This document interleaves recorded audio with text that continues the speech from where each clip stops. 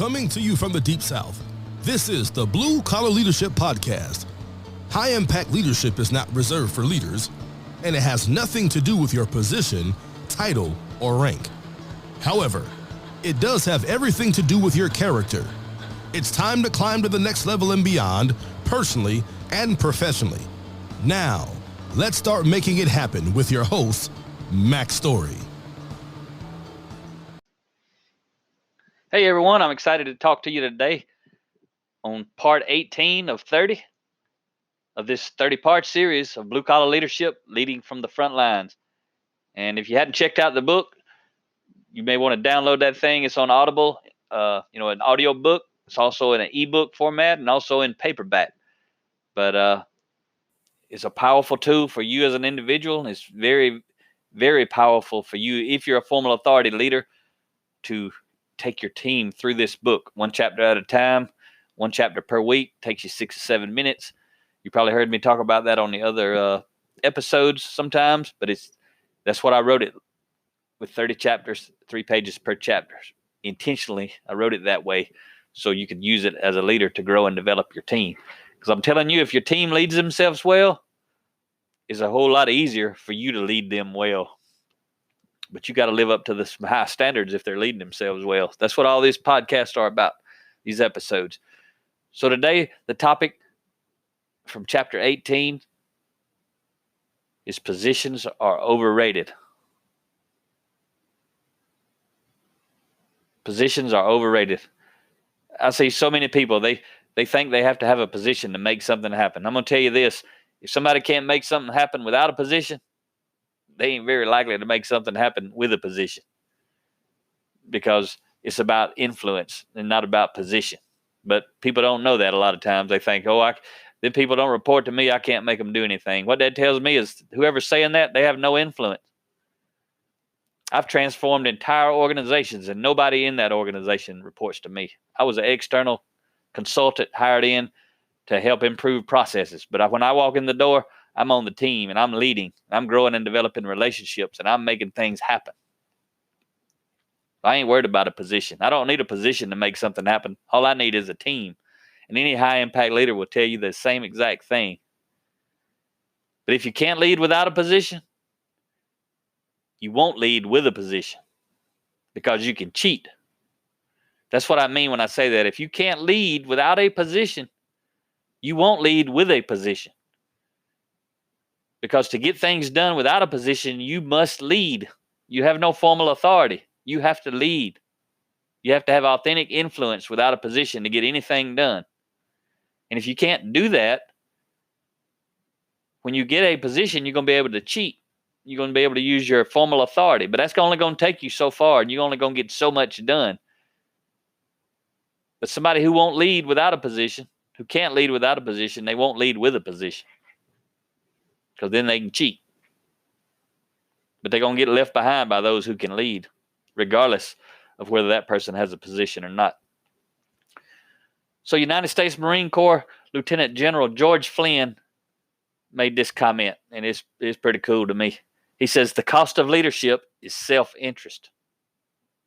The cost of leadership is self-interest. Most leaders are focused on themselves, and that's why they can't lead. They manage people instead of lead people. But if you can learn to lead without a position, if you're listening to this and you don't have a formal position of authority, if you can learn to lead and influence your teammates, your leaders, other leaders, it'll only be a matter of time before you are recognized for your influence and you're offered a formal leadership position. And you'll always have more options when you can lead, or my word, influence people without a position. And why is that? Because your influence is real. It's authentic. It's not artificial. People actually want to follow you. That's why it's so cool. It ain't about being a boss. Remember we talked about that last time. We don't want to be a boss. We want to be a leader. But people actually follow you because they want to. They don't follow you because they have to. And they don't have to if you're leading with influence and you don't have a position or title. They don't have to follow you. It's obvious they want to follow you. That means you're a leader. It's not tied to or related to a position of formal authority. It's based on who you are, not what you are. That's moral authority. So bosses make things happen with people who have to help them. Leaders make things happen with people who want to help them. So I want to share a story that kind of illustrates this from several different angles. So I was the lean manager in a manufacturing plant, and I was over the entire plant relative to process improvement. I reported to the top guy there who was the plant manager, and he had 7 or 8 staff managers that reported directly to him. I was one of those. There was an HR manager, engineering manager, production control manager, quality manager, and maintenance manager, all these folks. And so the quality manager resigned. But for the previous 6 months, while I was the lean manager, I had been trying to get the quality manager as part of our lean initiative. He had a little quality lab out in the plant, and it was a wood grain siding on it and wood grain on the inside, so it was kind of brown and black looking, ugly, dirty thing. And we were painting everything high gloss white and painting the floors high gloss gray. And I had asked this guy, I was trying to get him to get his team to paint the quality lab inside and out high gloss white, and to paint the floor instead of just being bare concrete, to paint it with a high gloss gray finish that we were putting on the floors. All I ever heard was excuses, excuses, excuses, excuses. We're too busy. We don't have time. My team's working too hard. Blah, blah, blah. Right? All this stuff managers say. See, managers of people, they make excuses. Leaders of people, they get results. So this is something he didn't have to do, right? So relative to me and him, he didn't see me as a leader. He didn't have to follow me, and he didn't want to. I had no leadership with this guy, and I can tell you why, because he and I had completely different values. He valued being a manager of people. I valued leading people. So me and him didn't see eye to eye on hardly anything. But when he resigned, the plant manager gave me the quality manager responsibilities as well. So now I had been lean manager over process improvement throughout the entire plant, and now I was the lean manager and the quality manager. He didn't take my other job away. He just gave me another management role. So I had 2 manager roles. And now I was in charge of the quality department. I was responsible for leading them. I wasn't going to manage them like the previous manager did. I was going to lead them. And I still needed that quality lab to be painted. It hadn't been painted 6 months. I've been trying to get the other guy to do it, but the other guy's gone now. Now I'm the quality manager. All those folks report to me. And so you might be thinking, oh, that'd be easy now. Just go out there and tell them to do it. Well, he had told them to do it, but they didn't do it. So he made excuses for them. So I already knew that was not going to work. And I had never read any of these books.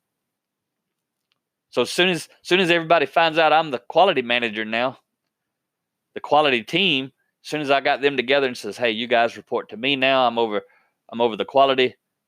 I'm responsible for quality. I'm responsible for lean. So I'm going to merge these 2 teams together, the lean team and the quality team. And because quality is a disaster, we're going to shift all of our focus collectively to quality. And we talked about that, and that was basically my first day being responsible for that. So I was trying to get my hands and head around everything.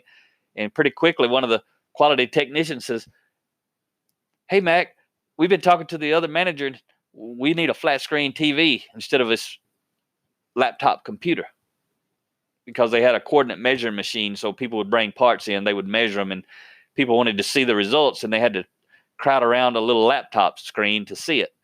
And they were telling me it'd be a lean process improvement if we could put a big flat screen on the wall so that when we're doing these measurements, everybody can see it real easy on the wall. And I thought, hey, that's a good idea. So that first thing I thought, there's something else the previous quality manager could have did to improve the process, and he didn't do it. But I saw it as an opportunity to leverage my influence. And I said, that's a good idea. I said, I'm going to make a deal with you. Because they was like, can we get the TV? Will you get us a TV?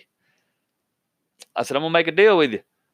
You guys know we've been needing that quality lab painted for 6 months. And y'all said, everybody, the boss said you too busy. Y'all said you too busy. This is the deal.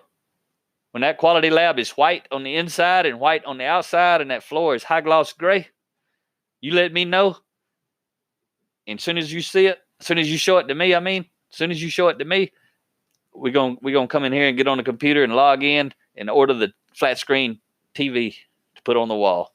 It's gonna be that simple. Y'all help me and I help you. And they were fired up. So they left out that day. It was almost quitting time that afternoon. The very next morning, had only been like 15 hours or something, overnight. Very next morning we come in. First thing, the quality technician comes in and she says, "Hey, Matt, come out here. I want to show you something." I said, "Okay." So actually, she may have called me on the phone. I can't remember that. But it seems like maybe she called me on the phone. She called me a lot more than she come to the office I was in. So I think she called me and said, "Hey, come out here. I want to show you something." So I have no idea. Figured it was a quality problem. I go out there. As soon as I open the door and walk out into the plant and I see the quality lab, it's white. And as I get closer to it, I can tell the inside of it's white. And then I see it's taped off and the floor is high gloss gray. This happened within 15 hours. And I didn't tell anybody to do it. I just made a deal. I said, when you guys get it white and gray on the floor, I'll buy you a TV. You will have earned it in my book. They did it overnight. I said, "How did y'all do that?"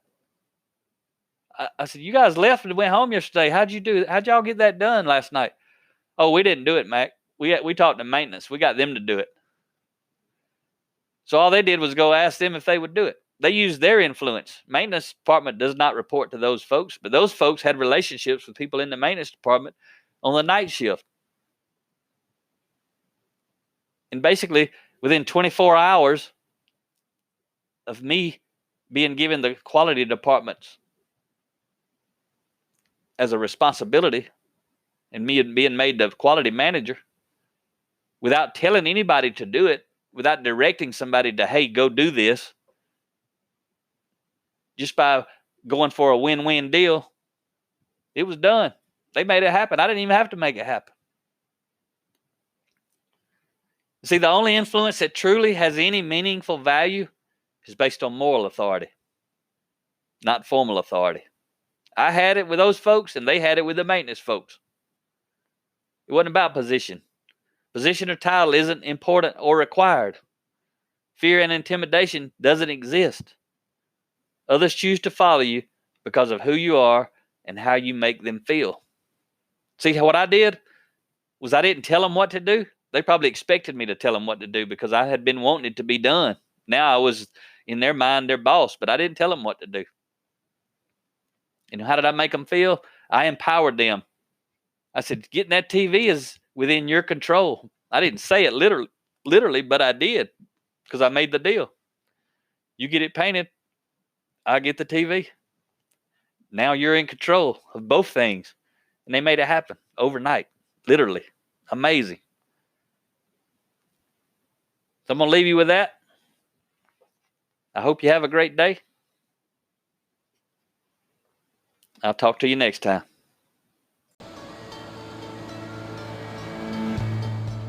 Make it happen or someone else will.